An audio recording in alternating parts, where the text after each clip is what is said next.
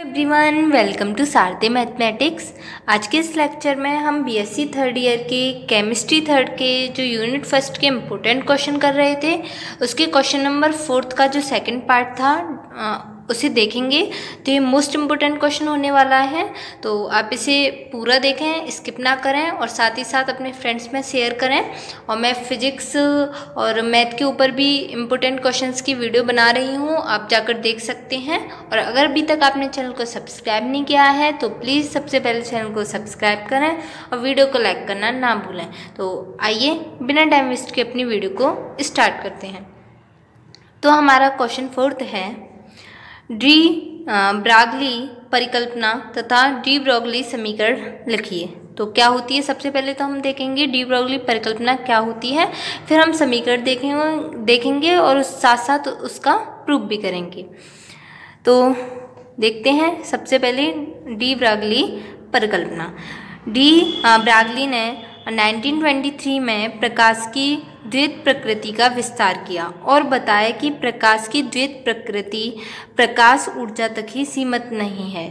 पहले ऐसा माना था कि जो प्रकाश की प्रकृति है वो केवल प्रकाश ऊर्जा तक ही सीमित है, लेकिन डी ब्रोगली ने 1923 में प्रकाश की द्वैत प्रकृति का विस्तार किया और क्या बताया कि यह पदार्थ के गतिशील सूक्ष्म कणों जैसे इलेक्ट्रॉन, प्रोटॉन, परमाणु तथा अणुओं में भी पाई जाती है। जो द्वैत प्रकृति है वो किस में भी पाई जाती है, वो हमारी जो प्रोटॉन है, परमाणु हैं, अणु हैं, उनमें भी पाई जाती है।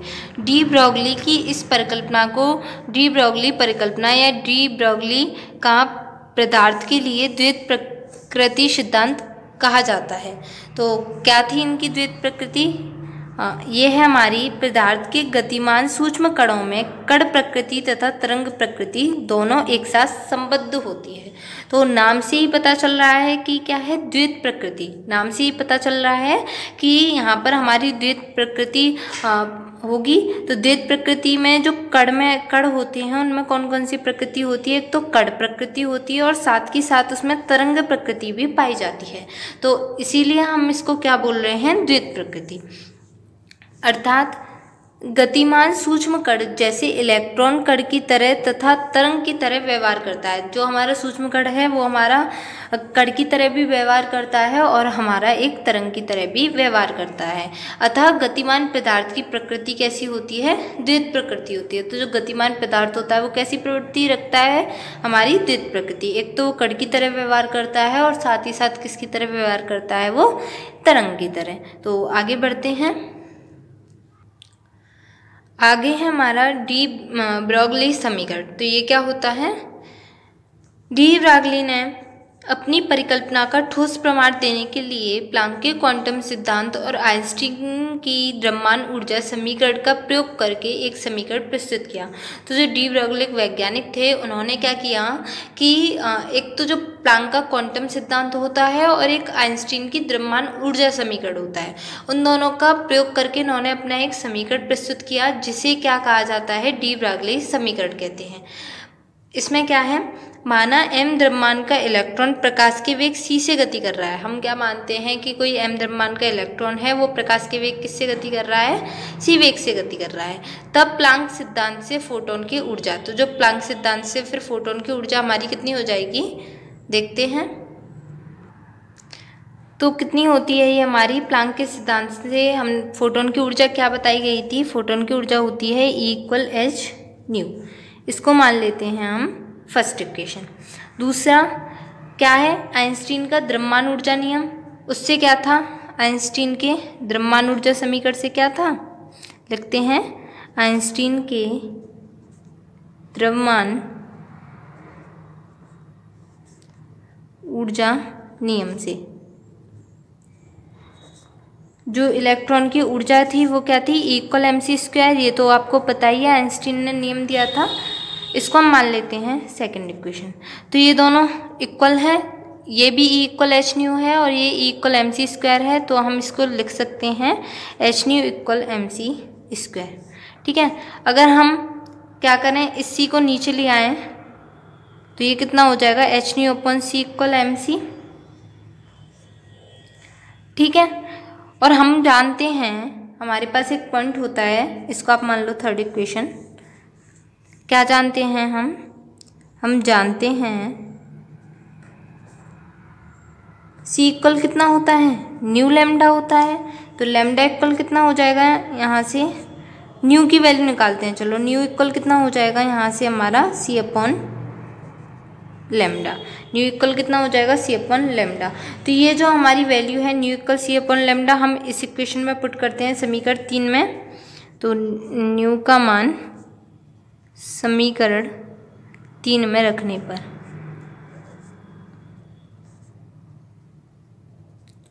तो जब हम इसमें वैल्यू पुट करेंगे तो ये हमारा हो जाएगा, देखिए h अपॉन सी और न्यू का मान है c अपॉन लेमडा, ये हो गया m c।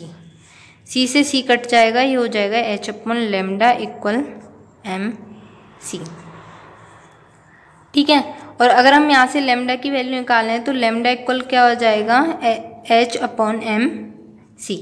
अब यहाँ से हमें पता है एम सी क्या है, कण का संवेग है। तो P इक्वल एम सी होता है ना, कण का संवेग। तो इसकी जगह एम सी की जगह हम क्या पुट कर देते हैं, P, H अपॉन P। तो ये वाला जो हमारी इक्वेशन आ गई lambda equal H upon P, इसको हम क्या कहेंगे, डी ब्रोगली समीकरण। ठीक है। तो ये काफ़ी इम्पोर्टेंट है, इसे हम बोलते हैं डी ब्रोगली समीकरण। इसको हम मान लेते हैं फोर्थ इक्वेशन। तो अभी यहाँ पर जो ये वैल्यू आई है, ये तो आपकी किसके टर्म में आई है, एच और पी के टर्म में, संवेग के टर्म में आई है। अब हम इसे, अगर हमें गतिज ऊर्जा के फॉर्म में निकालनी हो लेमडा की वैल्यू, तो कैसे निकालेंगे उसे भी देखते हैं। अगर इस इक्वेशन को अगर हम गतिज ऊर्जा के फॉर्म में लिखते हैं तो हमारा बनेगा, देखिए पहले गतिज ऊर्जा का फॉर्मूला क्या होता है, K इक्वल 1/2 mv²। ठीक है। अब हम क्या करते हैं, मैं m का ऊपर और नीचे दोनों में मल्टीप्लाई कर देती हूँ, तो ये हो जाएगा m²v² अपॉन m। ठीक है। और mv हमें पता है कितना होता है, p की वैल्यू होती है, तो ये हो जाएगा 1/2। तो यहाँ पर क्या है, m²v², तो ये किसकी वैल्यू हो जाएगी, p² की। ठीक है। नीचे कितना बचेगा, अपॉन 2m। ये हमारा आ गया।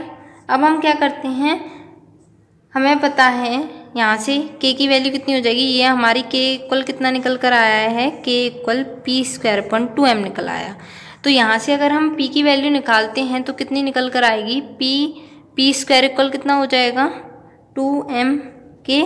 और p की वैल्यू कितनी हो जाएगी, p इक्वल रूट में आ जाएगा 2m k। ठीक है। अब ये जो हमारी p की वैल्यू √2m के निकल कर आई है, इसको हम कहाँ पुट कर देते हैं, इसमें पुट कर देते हैं। जो हमने फोर्थ इक्वेशन मानी थी पीछे, तो इसमें पुट कर देंगे। p की वैल्यू आप लिख देना, p का मान समीकरण 4 में रखने पर।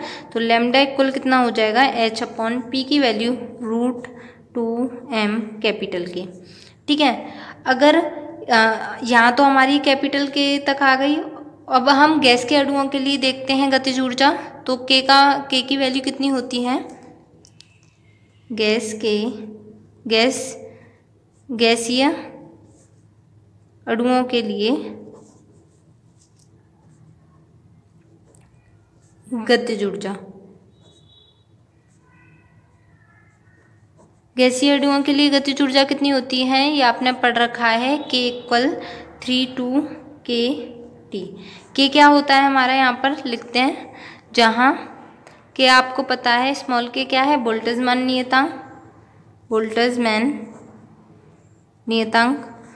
और इसकी जो वैल्यू होती है वो आपकी होती है 1.38 × 10⁻⁻23 जूल पर केल्विन। ठीक है। तो अब इस k की जो वैल्यू है, इस k की वैल्यू हम यहाँ पुट करते हैं इसमें, तो ये हमारी हो जाएगी lambda equal h upon √2m और k की वैल्यू है 3/2 स्मॉल k t। अब 2 से 2 कट हो जाएगा, तो ये हो जाएगा lambda equal h upon √3m small k t। ठीक है। तो ये हमारी किसकी वैल्यू निकल आई, लेमडा की। अब तो यहाँ पर ये वाली जो वैल्यू है हमारी लैम्डा इक्वल h/√3m/kT, ये हमने किसके लिए निकाल ली, गैसीय अणुओं के लिए जो गतिज ऊर्जा थी उसके लिए वैल्यू आ गई। लेकिन अगर हम निकालें हैं विभव v से त्वरित इलेक्ट्रॉन की गतिज ऊर्जा के लिए, तो हमारा फॉर्मूला क्या बनेगा, देखिए हमारा फॉर्मूला हो जाएगा, आगे देखते हैं। यहीं पे देख लीजिए आप साइड में, इसको आप नीचे लिख देना, जो अभी मैं यहाँ पर लिख रही हूँ इसको आप नीचे लिखना। तो पहले तो लिखना विभव v से त्वरित इलेक्ट्रॉन की गतिज ऊर्जा क्या होती है, गतिज ऊर्जा 1.2 mv² जो है वो ev के बराबर होती है, ठीक है। तो ये हमारी क्या है, k की वैल्यू है, k इक्वल क्या है, ev है। तो k की जगह क्या पुट कर देते हैं, ev। इस इक्वेशन में k की जगह क्या पुट कर देते हैं, ev। तो लैम्डा इक्वल हमारा बन जाएगा h/√2m और k की जगह क्या पुट करते हैं, ev। तो ये हमारी इक्वेशन क्या आ गई, लैम्डा इक्वल h/√2mev, ठीक है। तो ये हो गया हमारा, ये हमने निकाल ली लैम्डा के, हमने 3 फॉर्मूले निकाल लिए, h/√2mev, एक हमने निकाला है लैम्डा इक्वल h/mc h/p, और एक हमने निकाला है लैम्डा इक्वल √3m/kT, ठीक है।